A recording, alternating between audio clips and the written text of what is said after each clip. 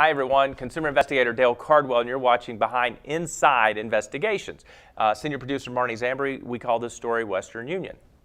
So this story was really upsetting to investigate and upsetting to watch because it really hits on a level that's beyond I'm just taking money from you. It hits you at an emotional level. Yeah, and it's cruel. It's a cruel con.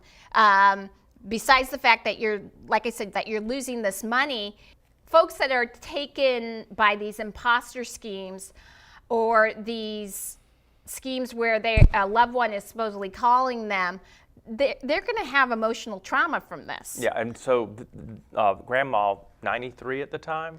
Yeah, I think she was maybe a little younger. I know she's not like 95 now. Okay, and so she believed that she was getting a phone call from her grandson's attorney who said that he had been in a car accident, but it was worse than that. It was a hit and run, and that he had been drinking and he was in jail.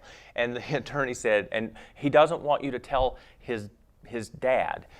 Oh, that's horrible, Marnie. It's horrible.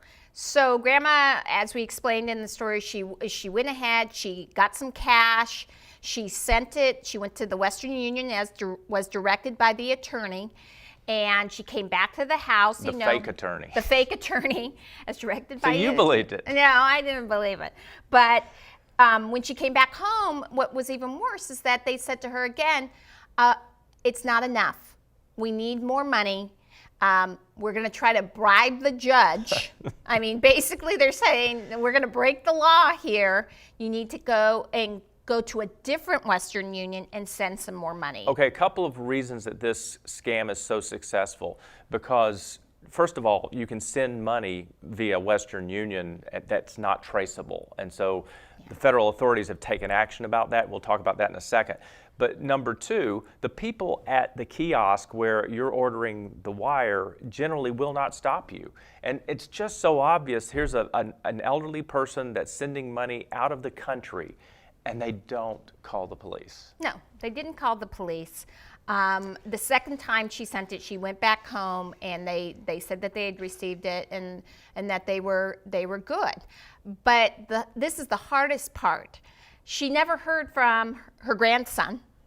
She didn't know if he was out of jail, didn't know anything. And what ended up happening is she sat on that information for at least 2 weeks. Didn't tell anybody because that's what the attorney directed her to do. Didn't she eventually go to a family get-together? Well, the grandson came and visited, and she sidled up next to him and started asking him, "Are you okay? Did you get the money?" And he's just looking at her like, "What are you talking about?" And that's when they found out that no, she'd been scammed out of more than nearly $5,000. Which is a warning sign to you guys. It can happen to anybody. It can happen to your family. The good news is that federal government took action against Western Union.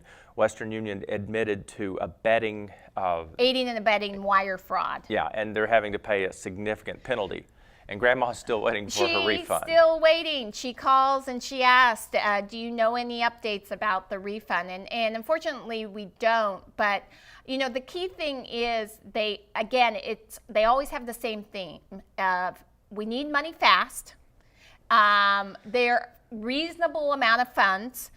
And then once you spend and send the money, it can't be traced and it can't be recovered. Exactly. That means the person that you sent it to can't be found. So the best thing we can do is warn you, and hopefully you guys can share this with your friends, and we just become more aware that it can happen. Thank you, Marnie. Yeah, you're welcome. We'll see you guys next time on Behind Inside Investigations.